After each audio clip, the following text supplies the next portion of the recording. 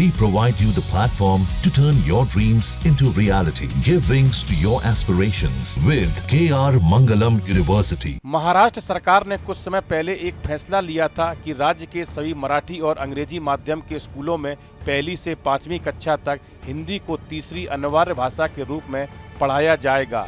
लेकिन फडणवीस सरकार के लिए यह फैसला गले की फांस बन गया। लगातार कई महीनों तक इस मामले में बवाल मचा रहा। लगातार विरोध को देखते हुए फडणवीस सरकार को आखिरकार पीछे हटना पड़ा। सरकार ने अब अपना फैसला वापस ले लिया है, यानी अब पहली से 5वीं कक्षा तक के छात्रों को हिंदी पढ़ना अनिवार्य नहीं होगा। स्कूलों को यह छूट दे दी गई है कि वे चाहे तो हिंदी पढ़ाएं या ना पढ़ाएं। आखिरकार राज्य की भाजपा शिवसेना सरकार को अपना फैसला वापस क्यों लेना पड़ा?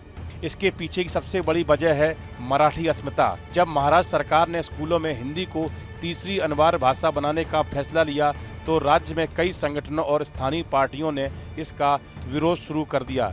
लोगों का कहना था कि मराठी भाषा और संस्कृति को पीछे धकेला जा रहा है। मराठी अस्मिता यानी मराठी पहचान को बचाने की बात करते हुए विरोध ने तूल पकड़ लिया। विरोधियों का तर्क था कि हिंदी थोपी नहीं जानी चाहिए, बच्चों को भाषाओं की आज़ादी होनी चाहिए। इस फैसले से राजनीतिक दलों को एक मुद्दा मिल गया। शिवसेना, उद्धव गुट, मनसे और कांग्रेस जैसी पार्टियों ने इसे जनता से जोड़कर सरकार पर हमला बोलना शुरू किया। जगह जगह प्रदर्शन हुए। सोशल मीडिया पर भी सरकार को घेरा गया। मराठी स्कूलों और संगठनों ने स्पष्ट कहा कि यह फैसला मराठी भाषी छात्रों के खिलाफ है। विपक्ष ने इसे मराठी भाषा के खिलाफ साजिश करार दिया। सरकार के इस आदेश के बाद पूरे राज्य में शिक्षकों, अभिभावकों और मराठी संगठनों ने जोरदार विरोध किया। सोशल मीडिया पर हैशटैग से मराठी ट्रेंड करने लगा।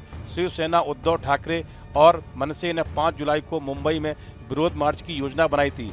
अगर सरकार न झुकती तो यह मराठा आरक्षण जैसा बड़ा आंदोलन में बदल सकता था, जिससे बीजेपी को मराठी वोटरों का गुस्सा झेलना पड़ता और उसकी छवि धूमिल होती।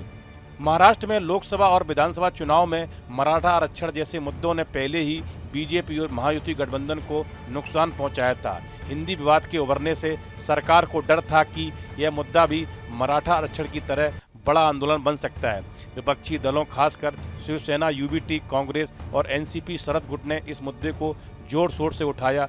लोकसभा चुनाव में मराठा आरक्षण आंदोलन की वजह से एनडीए को खासा नुकसान हुआ। मराठवाड़ा जैसे इलाके में बीजेपी को एक भी सीट हासिल नहीं हुई।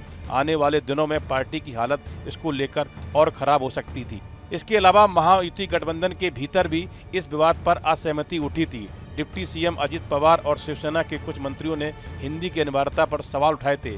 आगामी स्थानीय निकाय चुनाव को देखते हुए सरकार ने विवाद को खत्म करने के लिए फैसला रद्द कर दिया। उद्धव ठाकरे ने इसे मराठी मानुस पर हमला करार दिया, जबकि कांग्रेस और एनसीपी ने सरकार को घेरा था। सबसे बड़ी बात, इस मामले को लेकर दोनों भाई एक मंच पर एक साथ आ सकते थे।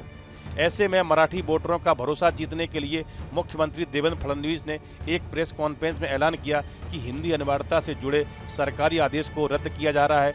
इसके साथ ही शिक्षाविद नरेंद्र यादव की अध्यक्षता में एक नई समिति बनाई गई है जो त्रिभाषा नीति पर विचार करेगी। यह समिति मराठी विद्वानों, शिक्षकों और अन्य पक्षों से बातचीत करेगी और यह तय करेगी कि त्रिभाषा नीति को कैसे लागू करना है। फडणवीस ने साफ किया कि मराठी ही राज्य की पहली प्राथमिकता होगी और कोई भी फैसला मराठी भाषा और छात्रों के हित को ध्यान में रखकर लिया जाएगा। सरकार ने जनता की भावना का सम्मान करते हुए कदम वापस खींच लिए और मराठी अस्मिता को प्राथमिकता दी है। दरअसल इस पूरे मामले में मराठी अस्मिता यानी मराठी भाषा और पहचान को सबसे बड़ा मुद्दा बनकर सामने आया। लोगों ने दिखा दिया कि भाषा सिर्फ पढ़ाई का माध्यम नहीं, बल्कि भावनाओं और संस्कृति से जुड़ा विषय है। सरकार ने जनता की नाराजगी को समझते हुए पीछे हटना बेहतर समझा ताकि सामाजिक और राजनीतिक टकराव से बचा जा सके।